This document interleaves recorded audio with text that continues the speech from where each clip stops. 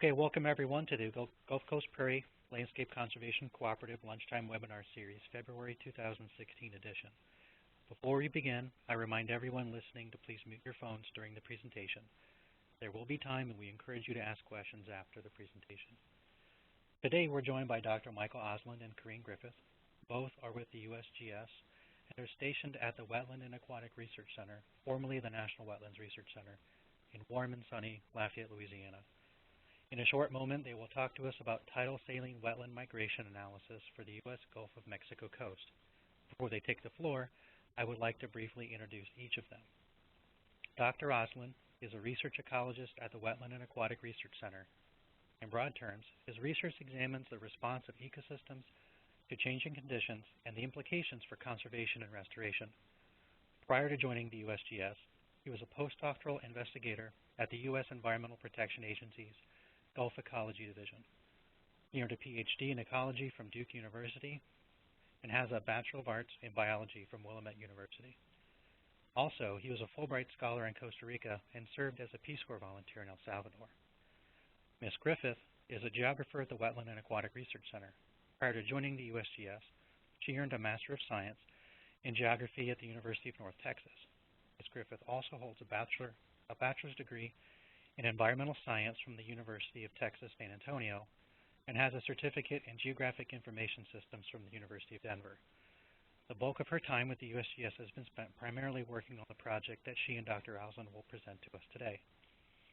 Of note, Nicholas Enright, a geographer at the Wetland and Aquatic Research Center, has also been heavily involved in these efforts, but was unfortunately unable to join us today. Although we note his absence, we acknowledge his role in the effort at hand. So without further ado, Dr. Osland and Ms. Griffith, we welcome you.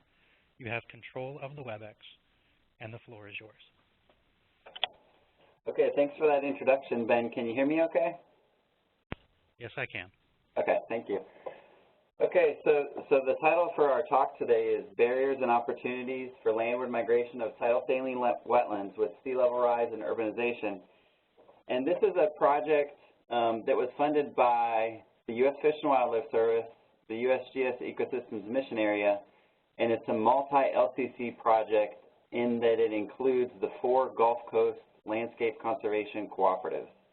Those are the GCPO, the Gulf Coastal Plains and Ozarks, the GCP, the Gulf Coast Prairie, the South Atlantic, and the Peninsular Florida LCC. And the work I'm going to present it's the product of a team effort that consisted of 3 individuals, myself, Nicholas Enright, and Corinne Griffith. And we're all based, as Ben noted, we're all based at the USGS Wetland and Aquatic Research Center in Lafayette, Louisiana. And here's an outline for the presentation. We're going to start off with the project background and objectives, and I'm going to cover that portion of the talk. And then I'm going to cover the methods and preliminary results. And then lastly, Corinne is going to cover the various data formats and also introduce a case study. And as Ben noted, Nicholas Enright played an integral role in this project, but was unfortunately not able to present with us. He typically covers the methods and preliminary analyses portion of this talk. Okay, so this talk is about coastal wetlands. And throughout the Gulf of Mexico, coastal wetlands are very important regionally. They're very abundant, and they provide many different ecosystem goods and services. These include coastal protection, the enhancement of coastal resilience.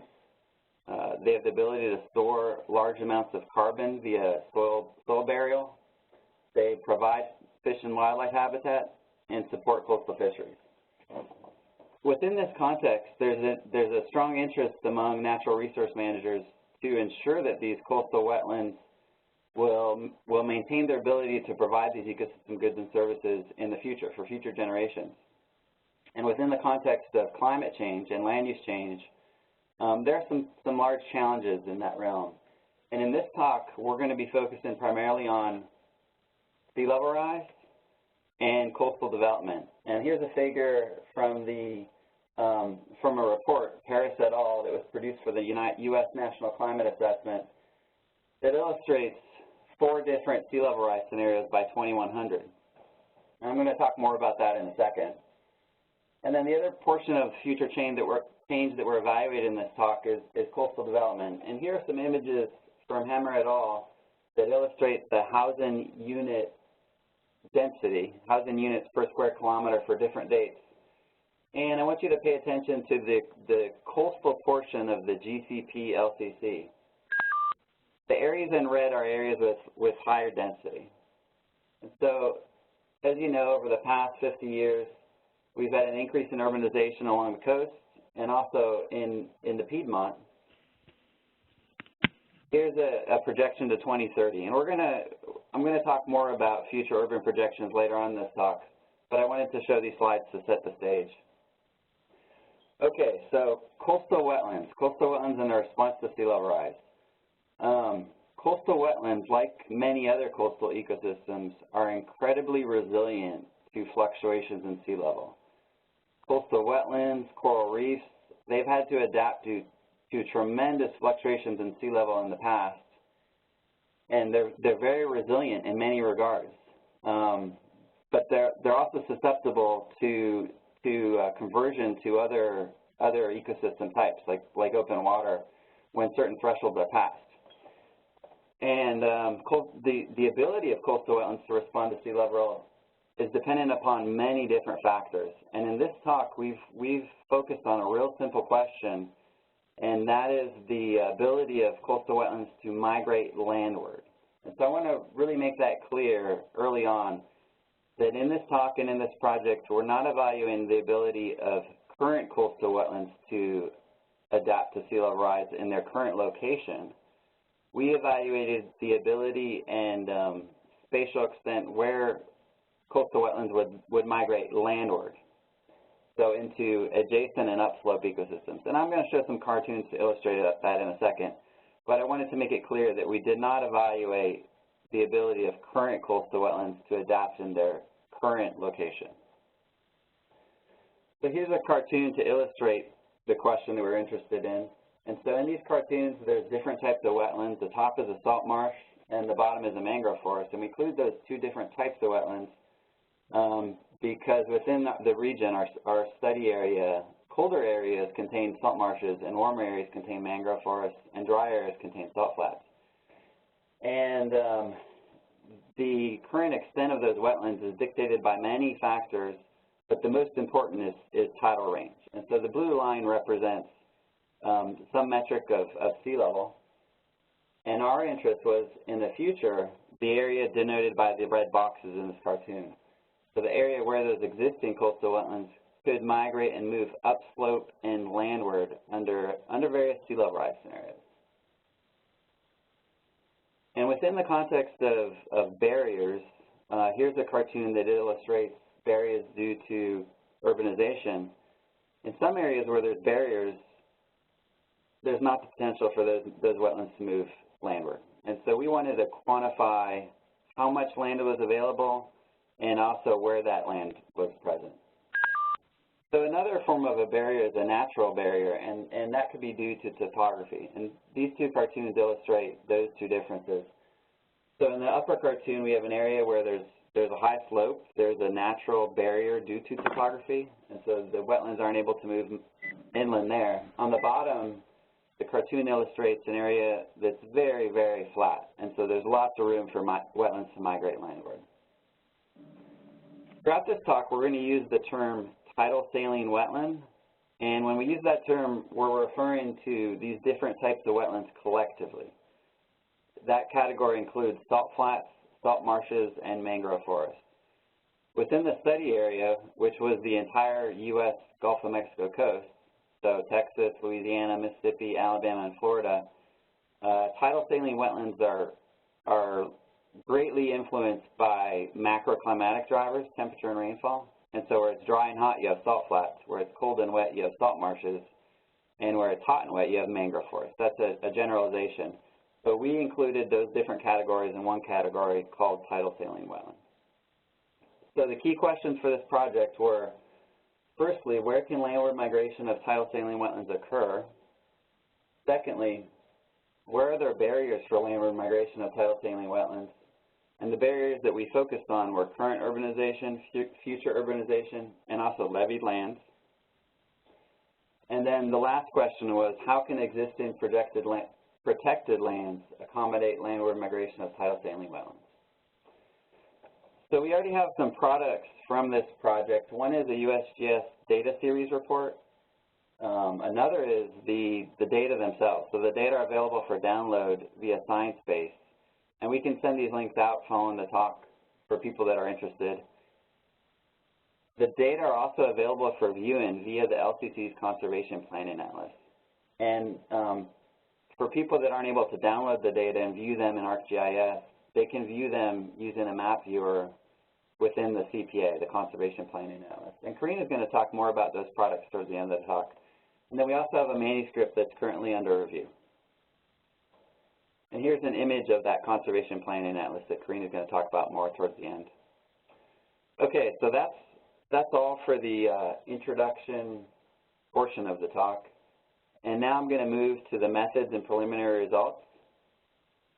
So for this project, we had a technical advisory team, which included representatives from the 4 Gulf Coast LCCs, as well as state agencies throughout the Gulf.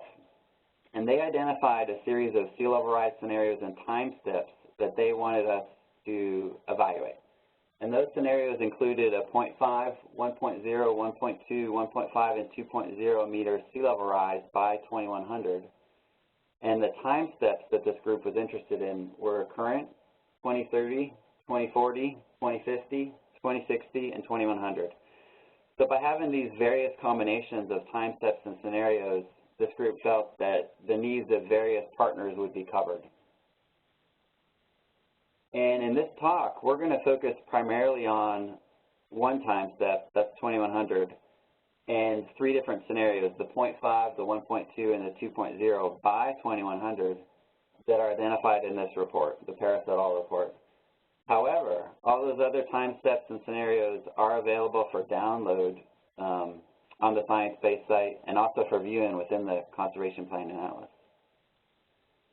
So the study area for this project included the U.S. Gulf Coast Prairie, so Texas and Louisiana, the Gulf Coastal Plains and Ozarks, Mississippi, Alabama, and parts of Florida, and then the South Atlantic and Florida Peninsular LCC. So all 5 states of the Gulf Coast of the United States. And in this map contains what are called V-datum regions, and those are regions within which we have tidal datum data. And so we modeled the tidal saline wetland boundary within these V-datum regions. And I'm going to quickly go over the methods, but if there's anyone that's interested in more detail, that detail is contained within the USGS data series report. The tidal saline wetland boundary is influenced by many factors. Those include the tidal range, the landscape position within the estuary, the watershed properties, specifically the amount of fresh water that's coming into the estuary, as well as climatic factors like rainfall and temperature. But the most important variable is that tidal range, and that is the variable and factor that we focused on in this project. And so in order to identify the boundary, we asked the question, well, how can we quantify where that boundary is, the tidal saline wetland boundary, relative to tidal datum? And so this figure illustrates a single tidal datum, that's mean high or high water, and we needed to identify where that tidal saline wetland boundary was relative to that mean high or high water mark. And so we did this within each of those V-datum regions that I showed in the previous slide. And we did that using a combination of elevation data, tidal datum data, and also wetland habitat data. And as I said, there's a lot more detail regarding the approach and the data used within the data series report, but I'm really going to gloss over that portion in the interest of time. For future urbanization, we used output from this product and paper. It's a paper that was written by Adam Sarando and his colleagues and published in PLOS One in 2014. And these are future urban projections for the southeastern United States, and they used a model called SLEUTH as the foundation for their approach. And so we used the output that was provided by Adam and his colleagues. We also incorporated current urban and current levied lands. Current urban layers came from a combination of SLEUTH and also the USGS NLCD. And then the current levied lands came from various sources, including the Army Corps database, as well as local data sources as well. So we combined all these various data sources to identify migration corridors. And those corridors include information regarding future tidal saline wetlands, current urban, current levied, and future urban. And I'm going to present some results in a second, but I would acknowledge the many different agencies and individuals that contributed data for this project. They include NOAA, USGS, the University of Florida for elevation data, the Army Corps, Louisiana Sea Grant, CPRA, Adam Triano and his colleagues, many different sources. And I also want to thank the technical advisory team for their guidance on this project. Okay, so now I'm going to show some preliminary results, and these are results from a manuscript that is currently under review, Enright et al. So it's a manuscript that Nicholas, Prairie, and I worked on, and so this first slide represents 3 different sea level rise scenarios by 2100. So we have the 0.5, the 1.2, and the 2.0. Those are the sea level rise scenarios that come from that Paris et al. Report, and this is for 2100. And the question that's being addressed in this figure is how much area is available for landward migration of wetlands. And on the y-axis, we have area in square kilometers. And the blue bars denote the amount of area that is actually available for landward migration. And then the 3 series of red bars denote different types of barriers. So the first one is current barriers due to current urban areas. The second one is barriers due to future urban. And the third is due to levied lands. And so what the take-home message from this slide is firstly that there is a lot of land in the Gulf of Mexico that is not developed, that is not levied, where wetlands can migrate landward. And I'm going to show some county level results in a second, but at the region scale, at the Gulf of Mexico, northern Gulf of Mexico scale, there's a lot of land available for migration, and there's a lot of land that will be affected by sea level rise as these wetlands move upslope into adjacent ecosystems and replace what's there today. The other take-home is that there are some areas where current urban and future urban and levee lands will prevent migration, and we're going to show those areas in a second via the county-level analyses. So this is a county-level presentation for that same question: where is there area available for landward migration of wetlands? And these 3 figures illustrate the 3 different scenarios. So the top is a 0.5 meter sea level rise, the middle is a 1.2 meter sea level rise, and the bottom is a 2.0 meter sea level rise. And the take-home from these slides is that, as you'd expect, there's a lot of land in South Louisiana, South Florida, parts of Texas that is low-lying and vulnerable to migration. And from the flip side, there's a lot of land in those areas available for wetlands to migrate upslope and landward. Okay, this next figure, and again, these are all preliminary results from a manuscript that's currently under review. This next figure addresses the question, where will landward wetland migration be prevented by current urban barriers? And what the take-home message from these figures, these are the same sea level rises scenarios as the previous slide, a 0.5, a 1.2, and a 2.0, are that there's a lot of area that's currently urban in pockets of the study area that will prevent migration. The most notable is that area in South Florida between Tampa and Fort Myers. There's a lot of area immediately adjacent to current wetlands that's currently urbanized and will likely serve as a barrier to migration in the future. For future urbanization, the take-home is very similar. A lot of those same areas that are currently urban are expected to have barriers due to future urbanization as well. That same area between Tampa and Fort Myers really jumps out in this illustration. Okay, so this map shows barriers due to levied land. And it's the same 3 scenarios, a 0.5, a 1.2, and a 2.0 by 2100. And what this figure shows is there's areas in South Louisiana, South Florida, and also in the Houston area of Texas, where levee lands will serve as barriers to migration. Okay, the last result that I'm going to show has to do with protected lands. So if we know where wetlands will migrate, the next question was, well, will it occur on protected lands or not unprotected lands? And so this is a series of figures that addresses that question. And what it illustrates is that in South Florida, near Everglades National Park, and also in the Big Bend region of Florida, landward migration of wetlands is expected to occur on a large amount of protected lands. Now, that's not the case for many other areas of the Gulf, including Louisiana, where there's a lot of migration expected, but a small portion of that migration would occur on protected lands. Okay, so that's it for the first two sections of this talk. And Karine is going to take over the mic and talk about data formats and also include a case study.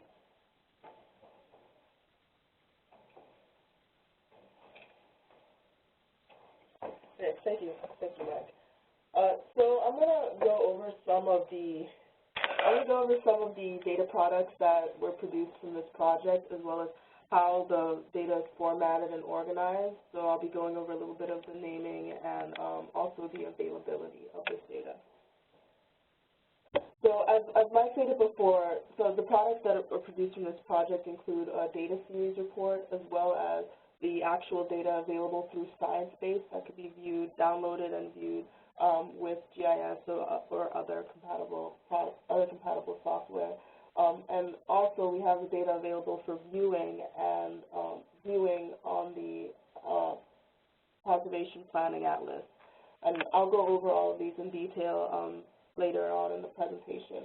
And we also have a manuscript that's under review right now that goes over a lot of the results that Mike just reviewed for you. So first I'm going to go over the data series.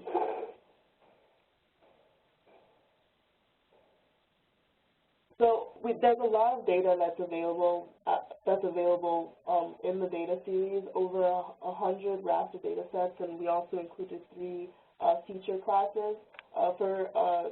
For easy use, we divided this up by the year of interest. So we have 2030, 40, 50, and 2060, and 2100. So within each of these geodatabases, each of them contain 20 raster data sets and 3 additional feature classes that could be used to overlay and for further analysis.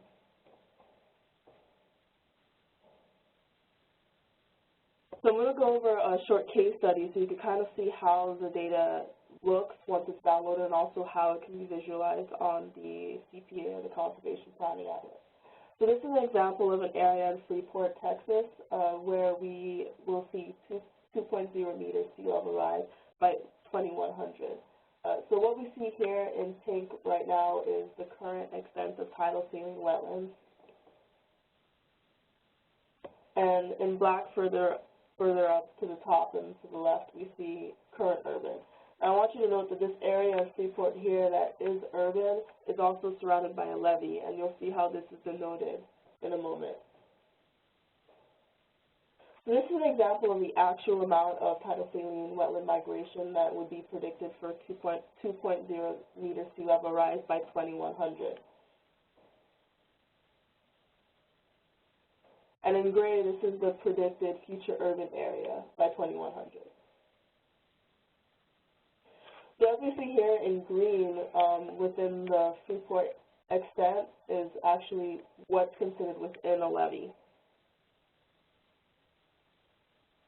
So these are some of the barriers as well. So in red indicates the future tidal saline wetland current urban barrier. So where we expect to see future tidal saline wetlands obstructed by current urban barriers. And in orange, this is where we expect to see barriers occurring from future urban areas.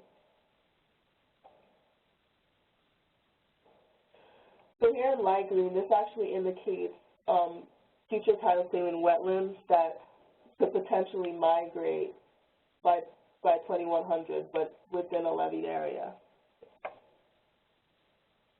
So this is actually considered a barrier as well. So this is what the actual format of the data looks like once it's viewing it on the Conservation Planning Atlas and also once it's downloaded from Sciencebase. So this is all of the products put together. So you can see here all the categories, which include from current tidal saline, that includes the current tidal saline wetland extent, future tidal saline wetland extent, as well as all of the barriers from levied, current urban, and future urban. So this is an example of 0.5 meter sea level rise by 2100, and I'm going to kind of move through a couple scenarios. So this is 0.5 meter, and this is what would be expected for 1.2 meter. So we see here, we see that the migration is increasing from 0.5 meter to 1.2 meter, and we also see an increase in the barriers that we're seeing. So this is 2.0 meters, so we see that migration continue. So just note that that was just an example of 3 scenarios for 2100, but we have scenarios available for all years from 2030 to 2100, and for all the scenarios that Mike noted for before, available for download and viewing. So this data can be accessed via the landing page, where the actual data series report can be downloaded, where you'll find a detailed overview of our methods for how this data was produced, as well as introduction and any data limitations. From the landing page, you can also select the data set where it will direct you to the Sciencebase page. And from Sciencebase, you could easily download this data by year of interest, whatever year you're interested in looking at, or you could do a bulk download and download all of the data. The data is also available on the Conservation Planning Atlas, and this is just an example. These are screenshots of the Conservation Planning Atlas. So the data, again, is separated by year in the Conservation Planning Atlas, and within each of these years, we have all of the included scenarios for sea level rise. So it's very important to note that, especially if you don't have access to GIS, that the Conservation Atlas is very useful for not just viewing, but also performing some analyses on the data that's visible. You could easily transition, add transitions to the data, change the base maps, conclude drawings, and do any type of measurements that are necessary. And that concludes the presentation for now. If there's any questions, I'm sure Mike will have any additional. All right, well, thank you for your presentation. Obviously, a lot of work went into that, and I applaud you for your efforts to present it and make it available on multiple platforms, make it accessible to folks. Before others have a question, I have one quick question. Maybe either of you could answer it for me. Is that how you see folks using the results from these analyses, and if you have some specific examples, either through planning or through adaptation? Well, yeah, that's a good question, Ben. So one real simple way that I envision people using this is to identify areas where they could help facilitate that landward migration. And so it could be used from a land use planning perspective. Let's say, for example, for a national wildlife refuge or a national estuarine research reserve. If that specific refuge or reserve were interested in planning for future conservation and future migration to enable the ecosystem goods and services that are supported by their current wetlands to adapt to future change, they could use these layers to actually identify areas upslope of those current wetlands where wetlands could migrate landward. And for the same token, a city or regional planning council could do that as well and plan land use to facilitate that migration. Great. So I'll open it up if anyone on the line has any questions they'd like to ask.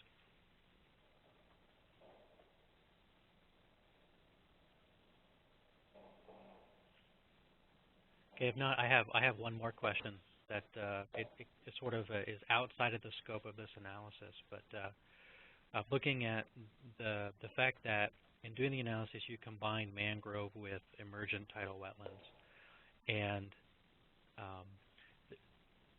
specifically thinking about the potential for mangrove extent to expand, further than emergent tidal wetlands, the non-woody forms. So notwithstanding the loss of land, could you see that mangrove might be a little bit more resilient than some of the more leafy forms of well, that's a very good question, and that's a question that we are addressing with other projects. We tried to keep the output from for this particular project as simple as possible, and within the context of tidal saline wetland. So that's why we grouped those different classes together. And by doing that, we're really focusing on those areas adjacent to current wetlands, the current uplands and other ecosystems that would be replaced by a tidal saline wetland, be it salt flat, mangrove forest, or salt marsh. Now, your question which is a very, very good one, and a lot of my research has focused on that one, both with changes in temperature and rainfall. Those are the two factors that control the distribution of salt flats, mangrove forests, and salt marshes across the northern Gulf of Mexico, where it's hot and dry, let's say South Texas and the Laguna Madre system. Hypersaline conditions develop, and so salt flats are dominant because those other plants can't become very abundant because it's too salty. Now, in contrast to that, mangrove forests are freeze sensitive, and so they don't extend into the cooler areas of the northern Gulf of Mexico where there's freezes. Now, with temperature and rainfall change, the distribution and abundance of those different species, mangrove marsh and salt flat, are going to change as well. Now, that's a question that we're beginning to model, and we have some papers that have been published and are under review on that topic. But we did not want to incorporate that complexity into this project. Yep. But it's a very important question with important ramifications, because those different ecosystems support different fish and wildlife species. They have different abilities to keep pace with sea level rise, to attenuate waves, to store carbon, and all those other questions are important as well. But in this project, we sought to address this very focused and specific question: what areas immediately upslope of existing tidal wetlands may be affected by that migration? And I think you've presented that quite well. Yeah, it will be very interesting to see how folks use this and the further research that gets done from it, kind of the questions that you were talking about just a minute ago. So if there are no other questions on the phone, I would just say thank you again for presenting to us today, and just encourage folks, if they have any follow-on questions, to contact Dr. Ausland or Ms. Griffith or Nicholas Enright at the Wetland Center. The USGS page has their contact information. And with that, I would like to wrap up our lunchtime series, webinar series for the Gulf Coast Prairie Landscape Conservation Cooperative. And we're setting up the next one for next month, and we'll be sending out information on the timing of that. So thanks, everyone, again. Thank you, Ben. Thank you. Thank you, Ben.